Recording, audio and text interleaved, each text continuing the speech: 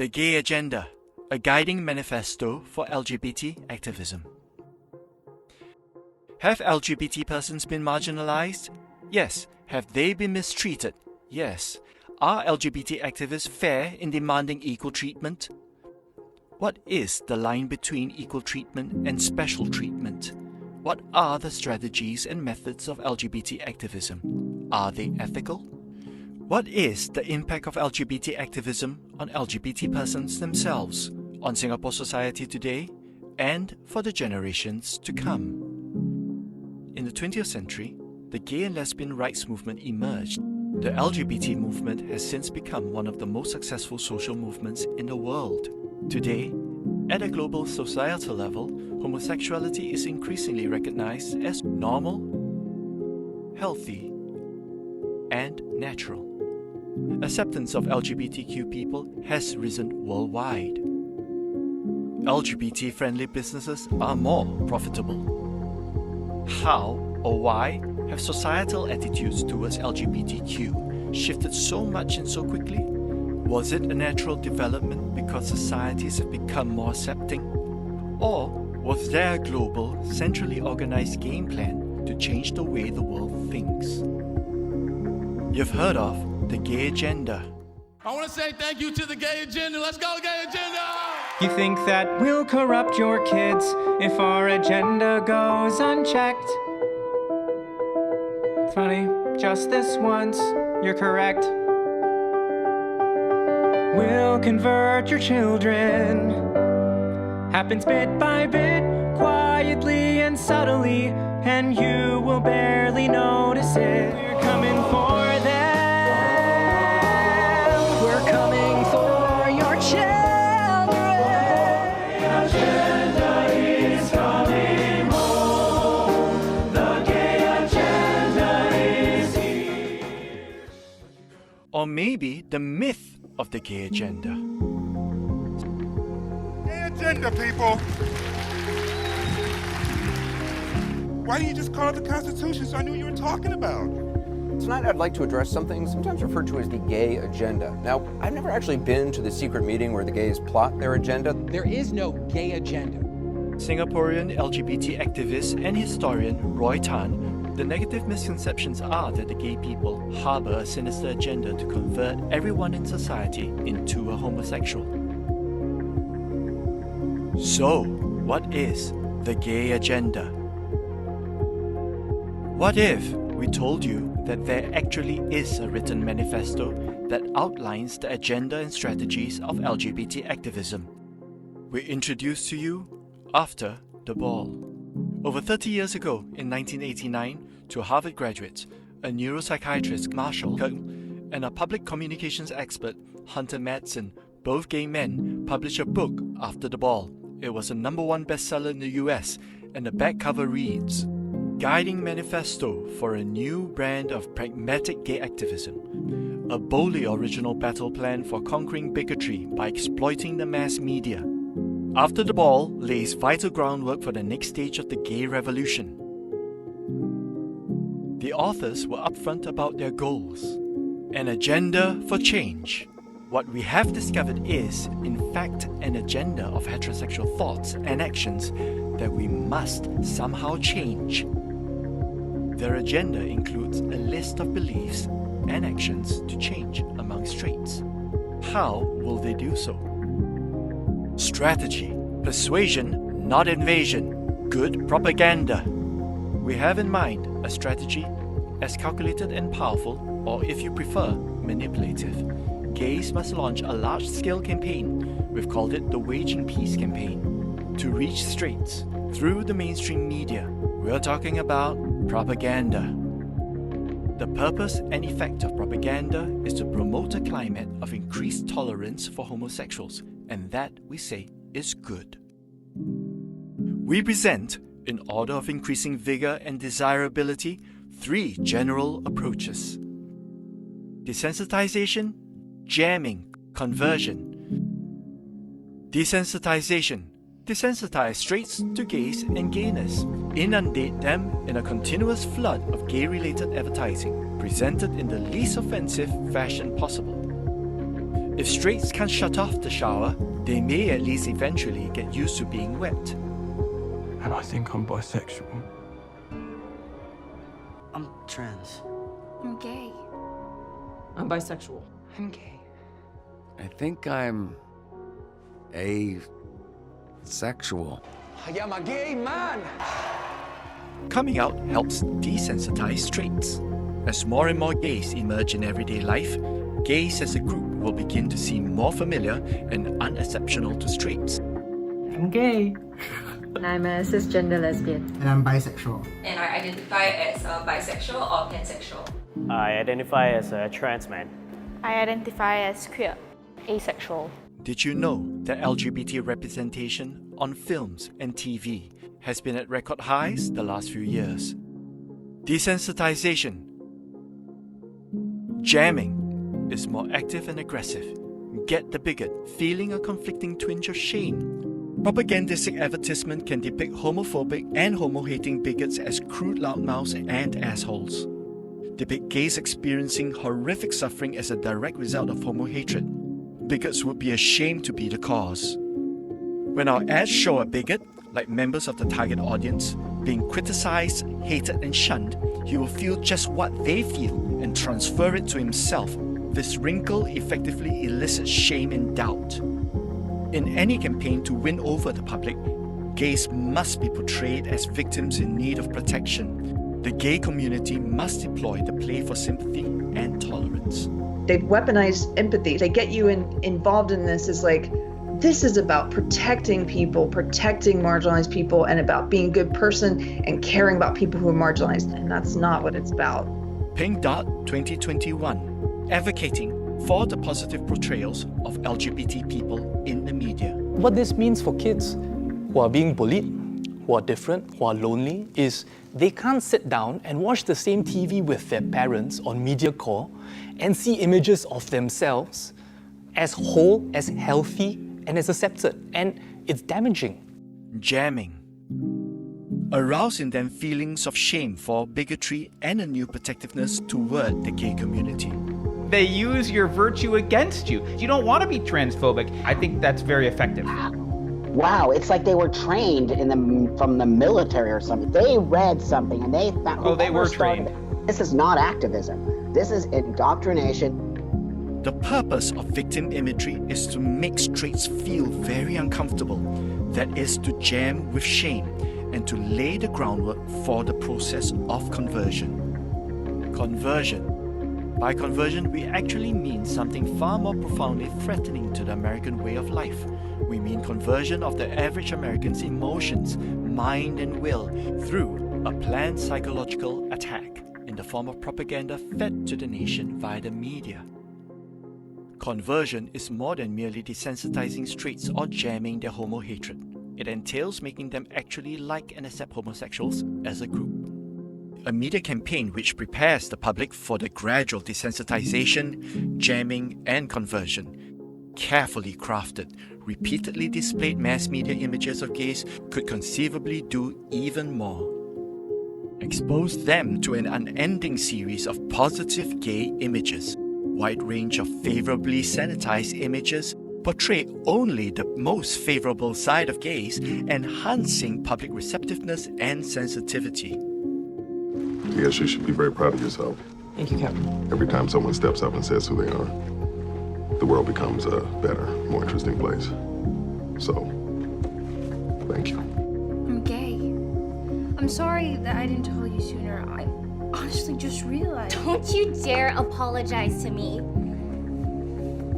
Really? I love this for you.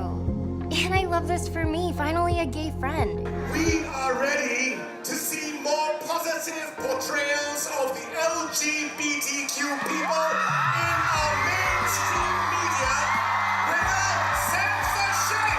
To normalize it, I'm still waiting for the day where you can see like a MediaCorp Channel 8 show where it's not like a love triangle with 2 guys and 1 girl, it's like a love triangle with 3 guys.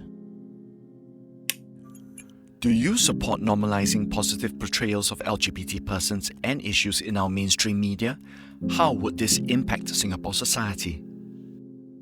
Coming out is a critical catalyst for the all-important conversion process. When a heterosexual learns that a friend or a family member is homosexual, the discovery leads to an internal showdown between personal affection and bigotry. If the stronger affection for the friend wins out and subdues bigotry, a favorable conversion takes place. Puppy, I want to tell you something. I'm gay. You're just confused. I mean, you're 15. You don't know what the hell you're talking about. Just because I'm gay, people will hate me without knowing anything else about me. And I always knew that was part of the deal. I never expected it from my own father. Roll the stone away and free. Conversion. Desensitization, jamming, conversion. Our effect is achieved without any reference to facts, logic, or proof. Our ads are lies. We know it because we are using them to ethically good effect. The ads will have their effect on them whether they believe them or not. Propaganda relies more upon emotional manipulation than upon logic, since its goal is to bring about a change in the public's feelings. Good propaganda, is this ethical? What lies have been sold to the public? What is the impact on society? Finally, coming out is the key to socio-political empowerment. The more voting and spending power politics and business will woo us. The press will publicize our concerns and report our news, and our community will enjoy enhanced prestige. Should coming out be about personal liberation or socio-political empowerment? Let's compare coming out experiences. Yes, you should be very proud of yourself. I'm gay. I love this for you. I am a gay man. I wasn't even coming out as detransitioned socially. I just told them, hey, I had these negative effects, so I'm going off of hormones. I was told that I was a traitor. I was threatened consistently.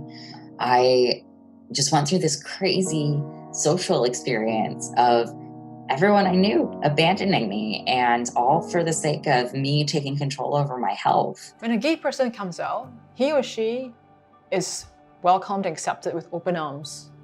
But when an ex-gay or lesbian person chose not to be in the same lifestyle anymore, he or she gets persecuted. Is this love? Why do people who come out from LGBT meet with threats, abandonment, and persecution? Let's be blunt. Those who aren't with us in this effort, either because they have better ways of wasting their time or because they think we are politically incorrect, are most decidedly against us, against unification, and against the best interests of the gay community as a whole. You are either with us or you are against us. What happens when such an absolutist and polarized us versus them mindset is adopted? I'm Ariel. I'm a lesbian. Never in my life have I been more cancelled, tortured, tormented, harassed than by members of my own community. Never have I seen people that use the word bigot so frequently and not see the hypocrisy and irony in themselves. Why I left the LGBT cult. Biological sex isn't real, and we have like 72 genders. If you say anything that is critical about this, you are excommunicated from the cult. That's what happened to me. I'm bisexual. It's ironic that these people preach tolerance, but with that same very breath, they harass and belittle you for not being like them. If you don't speak or toe the party line, you're a traitor. And they just throw that card out, constantly throw that card out at you. Today I'm interviewing an awesome young woman named Grace, who is recently a feature on CBS's 60 Minutes. It's an episode all about detransitioners, because Grace is a female-to-male, back-to-female detransitioner. She's getting a lot of backlash in the mainstream media, so I encourage you guys, my supporters, to show her the love that she's not getting from other trans influencers and the mainstream. I find that my story is beginning to be silenced. My lived experiences are just as valid, but there are people who want to take away my voice and ban my story. What does this reveal about the nature of LGBT activism? Is it about inclusivity, acceptance, and the freedom to love? Or is it about pushing an agenda? I am confused because those who want to exclude our stories are often the very ones who also advocate for love and inclusiveness. How can we build a society that is truly loving and inclusive? There is another strategy apart from good propaganda: political conspiracies. As most activists see it, there are two different avenues to gay liberation: education, i.e. propaganda, and politics. Politics, meaning efforts to secure gay rights by conspiring with liberal elites within the legal and legislative systems. The goal here has been to forge a little entente or conspiracy with the power elite to jump ahead of public sentiment or ignore it altogether. In 2018, Taiwan voters rejected same-sex marriage in referendums. An overwhelming 72.48% voted against same-sex marriage. The large majority of Taiwan did not want same-sex marriage legalized. Yet, in 2019, Taiwan legalizes same-sex marriage in first for Asia. How does this affect the people of Taiwan? 妈，你看，今天老师看到我的画。我看你画了什么啊？老师教我们说，男生可以和男生结婚，所以我以后长大也要和女生结婚啊。您觉得这不可能发生吗？一旦婚姻的定义被改变，您只能接受孩子这样被教育。Political conspiracies. Is this ethical? How will this impact society as a whole? Over the course of this video series, we'll deep dive into the gay agenda, expose the lies, uncover the political conspiracies, and reveal the methods of LGBT activism, as outlined in After the Ball, the guiding manifesto of gay activism.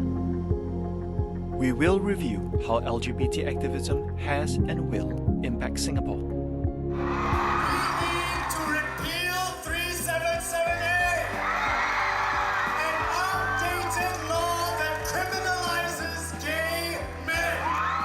On issues of moral values, with consequences to the wider society. First, we should also decide what is right for ourselves. But secondly, I think it's wiser for us to observe the impact of radical departures from the traditional norms on early movers. See whether it's wise, unwise, is this positive, does it lead to a more successful, happier, more harmonious society. So, we will let others take the lead. Watch how things work out elsewhere before we make any irrevocable moves. Because we waited, Singaporeans are now in a position where we can look back and analyze the impact of LGBT activism on other societies. We can now make informed decisions for ourselves without foreign intervention as to what is right and best for us in Singapore. After all, the decisions we make today will impact our children and their children for generations to come. As you journey through this series, we invite you to think about these questions.